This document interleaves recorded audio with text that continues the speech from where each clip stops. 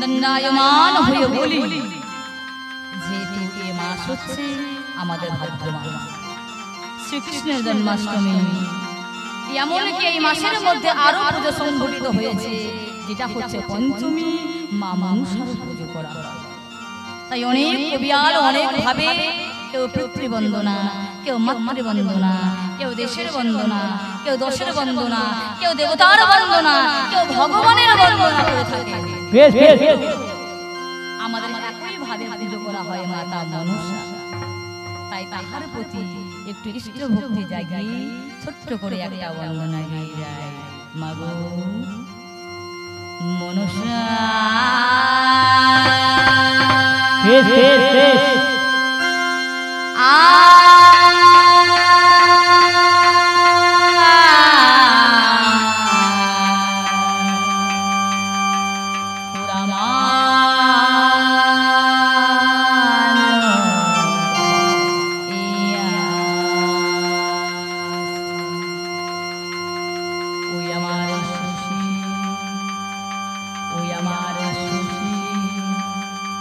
বদনে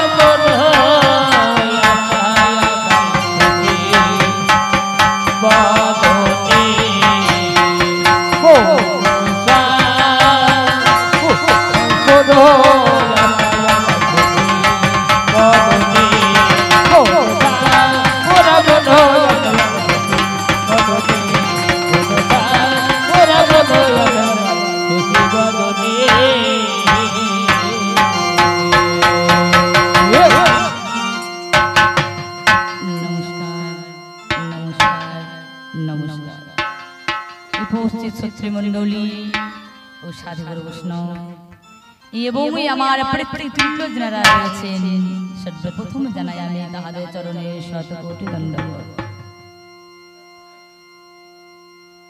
এছাড়াও আসরের মধ্যে উপস্থিত আমার ভক্তিময়ী স্নেহময়ী মমতাময়ী মায়ের শ্রী চরণে আমার ভক্তিপূর্ণ শ্রদ্ধাপূর্ণ প্রণাম। এছাড়াও আপনাদের গ্রামে যে শ্রীকৃষ্ণের জন্মাষ্টমী ও নন্দোৎসব উপলক্ষে যে কবি গানের শুভ সূচনা করা হয়েছে, আগত এবং অনাগত আমার ছোট্ট ছোট্ট ভাই বোন এবং দিদি দাদাদের আমার প্রেম প্রীতি শুভেচ্ছা ভালোবাসা জ্ঞাপন করে শুরু করতে চলেছে আপনাদের অনুষ্ঠান। তথাপি এই কবি গানের চিরাচরিত প্রথা আপনারা সবাই জানেন, একটু বন্দনা দিয়ে গান শুরু করতে হয়। এটা চিরচিরায়ত প্রথা, এটা সর্বদাই প্রথা। একটু বন্দনা গিয়ে যার যেমন ইষ্ট ভক্তি, আমাকে কৃষ্ণের বন্দনা গাইতে হবে, আমাকে দেশের বন্দনা গাইতে হবে, এমন কোনো কথা নেই। যার যেমন ইষ্ট ভক্তি সে জায়গায় নয়মান হয়ে সর্বপ্রথম আসরে এসে তার বন্দনা গানে রত হয়ে। তো এতে আপনাদের অমূল্য সময় নষ্ট করব না। এটা হচ্ছে বন্দনা, গানটা কিন্তু একেবারে মন্দ না। আপনাদের অমূল্য সময় নষ্ট করব না। যৎকিঞ্চিৎ বন্দনা গিয়ে যেটা আমাদের বিষয়বস্তু ধার্য হয়েছে সেই বিষয়ের দিকে আমরা ধাবিত হব।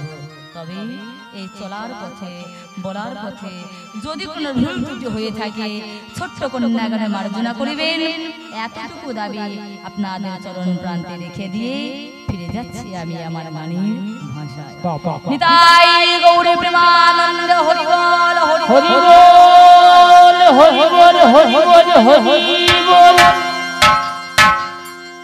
তাই বলছি কি, মনসা পুরাও মনো আশা আমার শশী বদন। আজ আকাশের মধ্যে যে দিব্যমান চন্দ্র উদিত হয় রাত্রে আকাশে, সেই চন্দ্রের যেমন ঔজ্জ্বল্যমান, চন্দ্রের যেমন তার বর্ণ দীপ্তমান, সেই চন্দ্রের সঙ্গে তুলনা করা হয়েছে মাতা মনসার বদনকে। মনসা পুরাও মনো আশা আমার শশী বদন। শশী শব্দে চাঁদ, বদন শব্দে মুখমণ্ডল। যেহেতু মনসা স্ত্রী, একটা নারী, সেই হিসেবে স্ত্রী লিঙ্গ পরিবর্তন করে তাকে বদন থেকে আখ্যায়িত করা হয়েছে বদনী। তাই সত্যই কথা, আমরা কোন ধর্মের মানুষ? সনাতন ধর্মের মানুষ। তো আমরা সনাতন ধর্মের মানুষ লক্ষ্য করে দেখবেন, প্রত্যেকটা জীব অর্থাৎ প্রাণীকে আমাদের সনাতন ধর্ম দেব কিংবা দেবীর আসনে বসিয়ে তাকে কিন্তু পুজো করা হয়। সমাজের সব থেকে নিকৃষ্ট প্রাণী যেটা ছোট্ট প্রাণী, যদি দেখি আমরা ইঁদুর, সব থেকে ছোট্ট প্রাণী, ইঁদুরের পুজো হয় তো মা? কথা বলতে লজ্জা করছে। হ্যাঁ গো, কথা জানা আছে না বাবা? কোনটা? হরি বল। কম বলে, ঝগড়া করার সময় কথা বেরিয়ে যায় না। ইঁদুরের পুজো হয়, একটা সমাজের ছোট্ট জীব ইঁদুর, তার পুজো হচ্ছে কার সঙ্গে? গণেশের সঙ্গে। একটা ময়ূর, তারও পুজো হচ্ছে কার সঙ্গে? কার্তিকের সঙ্গে। একটা পেঁচা, তারও পুজো হচ্ছে মা লক্ষ্মীর সঙ্গে। হংস অর্থাৎ হাঁস, হাঁসেরও পুজো হচ্ছে দেবী সরস্বতীর সঙ্গে। এমনকি সিংহ, সিংহেরও পুজো হচ্ছে। এমনকি বাঘ, তারও পুজো হচ্ছে। এমনকি সমাজে যে বিড়াল, সে বিড়ালেরও পর্যন্ত পুজো হচ্ছে। লক্ষ্য করে দেখবেন, এইভাবে যদি বলতে শুরু করি, মহিষ, তারও পুজো হচ্ছে। একটা হাতি, তারও পুজো হচ্ছে। এইভাবে যদি আমরা লক্ষ্য করি আমাদের সনাতন ধর্মে প্রত্যেকটা প্রাণীকে কিন্তু দেবীর কিংবা দেবের আসনে বসে তাকে পুজো করা হচ্ছে। ঠিক এই রকমই একটা ছোট্ট প্রাণী এই সমাজের বুকে, যার নাম হচ্ছে সাপ অর্থাৎ মনসা। সেই সাপকে অর্থাৎ সর্পকে দেবীর স্থানে বসে তাকে মাতা মনসা রূপে পূরণ করা হচ্ছে, অর্থাৎ পুজো করা হচ্ছে। মনসা পুরাও মনই আশা আমার শশী সঙ্গ মাগো জরদকারী জগত ঈশ্বরী মাগো জরদকারী জগত ঈশ্বরী ভবে সুকুমারী ওরে ভবে সুকুমারী ভুবন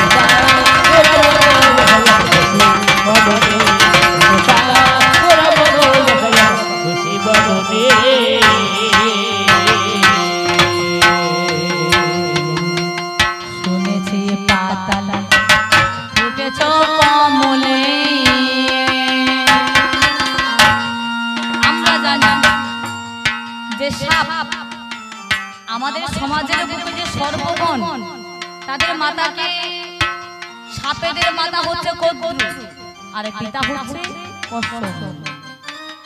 যারা পাখিদের দল পক্ষীকুলে জন্ম হয়েছে তাদের মাতা হচ্ছে বিনতা আর সাপেদের মাতা হচ্ছে কদ্রু। এখান থেকে সাপেদের জন্ম হয়েছে সৃষ্টি তত্ত্বের মধ্যে যেটা পাওয়া যাচ্ছে। কিন্তু যে আমাদের মাতা মনসা তার জন্ম হলো কেমন করে? এক একটা শাস্ত্রে এক এক রকম ভাবে তারা বর্ণনা করছে। তার মধ্যে 22 কবি পদ্মপুরাণ যেটা বলছেন একদা ভোলা পঞ্চানন রম্য কানন অর্থাৎ তিনি বিচরণ করতে গেলেন। ভ্রমণ করতে করতে তিনি ক্লান্ত হয়ে পড়লেন। দর্শন করলেন একটা বিল্ব বৃক্ষ। সেই বৃক্ষের তলায় তিনি আশ্রয় নিলেন এবং লক্ষ্য করলেন তার বৃক্ষে দুটো বিল্ব ফল ধরে আছে। তারা সঙ্গে সঙ্গে মনে পড়ল মাতা পার্বতীর বক্ষদেশে পয়োধরের কথা। তাই নিজেকে আর তিনি স্থির রাখতে পারলেন না। করলেন কি? তার শিব সত্তা স্খলন হয়ে গেল। সেই সত্তা পদ্মপত্রের মধ্যে তিনি ফেলে দিলেন। একদা সেই কাননের মধ্যে নিত্য নিত্য একটা পক্ষিণী আসতেন, সেখানে জল পান করতেন। একই ভাবে নিত্য নিত্য সেটাকে জল মনে করে সেই পক্ষিণী কিন্তু পান করে ফেললেন। যাহা পান করলেন অমনি তার সারা অঙ্গ দগ্ধীভূত হয়ে যায়, অঙ্গ কেঁপে যায়। পুরুষ পক্ষীকে গিয়ে বলে, হে পুরুষ পক্ষী, আমি নিত্য নিত্য বনে জল পান করি, কিন্তু আমার তো এমন দশা হয় না, দেহ তো এমন কলিবল হয় না, এমন দগ্ধীভূত হয় না, তো এমন কেন হচ্ছে তুমি বলতে পারো? সেই পুরুষ পক্ষী তখন দর্শন করলেন যে বৃক্ষের তলায় বসে আছেন সেটার কেউ নয়, সেটাই হচ্ছে স্বয়ং ভোলানাথ। আর যেটাই তুমি জল পান করেছো জল মনে করে, সেটা কিন্তু আদৌ জল নয়, সেটা কি? সেটা হচ্ছে শিবের সত্তা। তুমি যেমন ভাবে সেই জল পান করেছো আবার তেমন ভাবে সেই জলকে উগড়ে ফেলে দেয়। সেই পক্ষিণী আবার উগড়ে ফেলে দেয়। সেই শিব সত্তা পদ্মের নাল বেয়ে বেয়ে চলে গেল পাতালের মধ্যে। পাতালে আছেন বাসর কি নাগ। বাসর কি নাগ মনে মনে চিন্তা করলেন, এটা আবার কি নাগ বেয়ে আসে।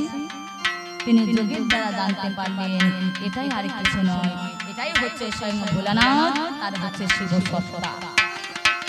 সেই সত্তাকে গ্রহণ করে একটা সুন্দর ফুটফুটে নারীর জন্ম দিল, যার নাম হচ্ছে আবার পদ্মের নাল বেয়ে আবার তাকে মর্তের মাটিতে ফিরিয়ে দিল। স্বয়ং ভোলানাথ তাকে কন্যা রূপে তুলে নিয়ে আবার কৈলাসের মধ্যে গমন করল। এই হচ্ছে তার জন্ম বৃত্তান্ত। তাই তো মানব করে আমরা আজও পুরো করে থাকি। তাই তো বলছেন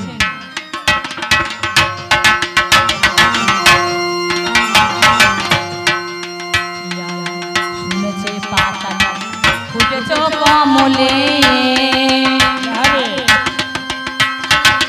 অখণ্ড মণ্ডলে পুজে ভক্ত জলে ফুল यार भोले मागो फूल अरे भोले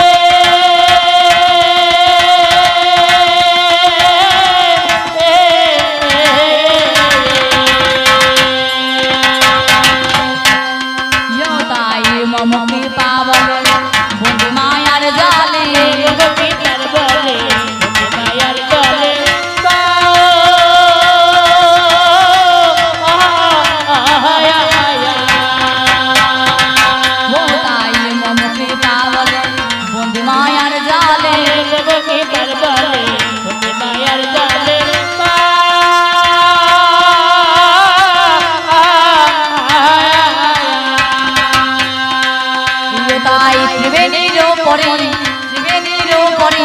দেখা দাও ব্রহ্ম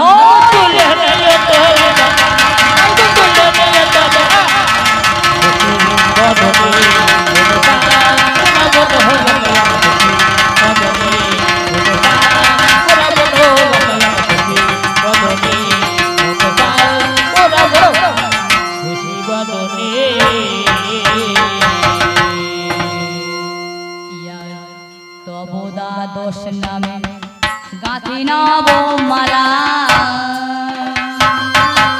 বলে নিলাম পরি যোগ গৌরী বালা, দূরে জাগ জালা দূরে যাবে জালা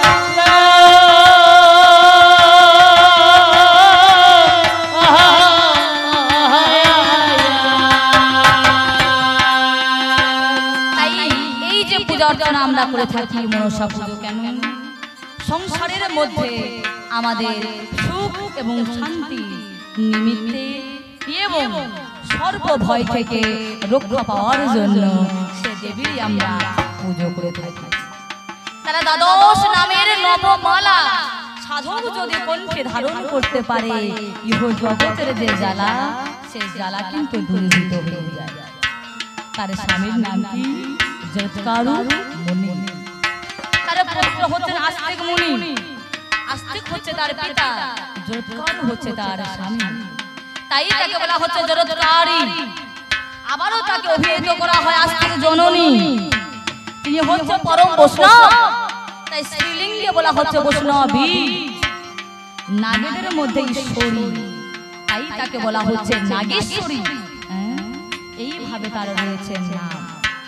জীবে যে যাহা বাঞ্ছা করে তার মানুষ কামনা পূরণ করেন, তাই তার নাম হচ্ছে মানুষ। এইভাবে রয়েছে কি তারা দ্বাদশ নাম। সেই দ্বাদশ নামের মালা মাগু এই জগতের বুকে না জানি কত সাধক কেমন ভাবে তোমায় ডাকে, কেউ ধ্যানে, কেউ যোগে, কেউ ভক্তির দ্বারা। কিন্তু যোগের দ্বারা, জ্ঞানের দ্বারা, যোগের দ্বারাও যদি সেই সাধকগণ সিদ্ধ প্রাপ্ত হয়, তথাপিও তাকে মর্তের মাটিতে ফিরে আসতে হয়। এমনকি যদি জ্ঞানের দ্বারা অর্চন করে আবার তাকে পুনরায় মর্তের মাটিতে আসতে হয়। আর যদি কেউ ভক্তির দ্বারা কাউকে ডাকে, মন প্রাণ জীবন যৌবন আর প্রতি আত্মসমর্পণ করে দিয়ে যদি তাকে ডাকা হয় সে মা কি আর থাকতে পারে? সে মাও তখন এসে ধরার বুকে ধরা ধরে। তাই তো বলছে মাগো তব দ্বাদশ নামে গাছি নব মালা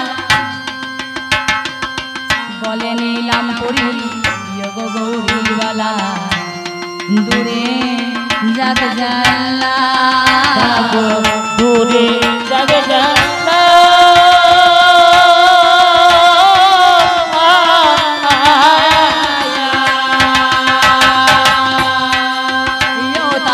দ্বিজ মুকুল ভোলা রইল দিনের বেলা দ্বিজ মুকুল ভোলা রইল দিনের বেলা